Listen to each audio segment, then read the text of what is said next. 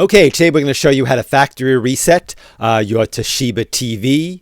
What we're going to show you today will work with almost all models of Toshiba TVs, including the Toshiba Fire TV. Since you're watching this video, you're probably having a problem with your TV. Now, I am going to show you in a second how to do that factory reset.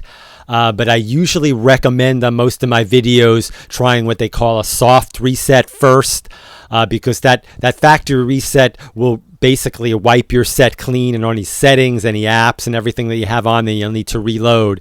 So you should probably try, if possible, the reset I'm going to describe here, the soft reset first. If that does not work, I'll go on with the hard reset, the factory reset, and then that should take care of your problem. Now, the soft reset is real easy to do. That's all you need to do is unplug the TV from the wall. Don't turn it off by the remote. Unplug it from the wall. Wait about 60 seconds, and then plug it back in.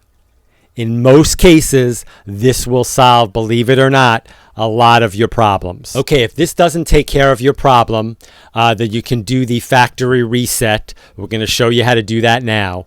And again, this will basically return your TV to the original way you bought it. So anything settings you made on it, any apps you loaded on it, will all be gone. For most models out there, including the Fire TV, to do this, you would press the home button, go to settings, select device and software, and then reset to factory defaults. For some of the older or less popular Toshiba models, the factory reset will be done by one of the two sequences listed here. That's our video for today. As always, thank you very much for watching, and please remember to subscribe.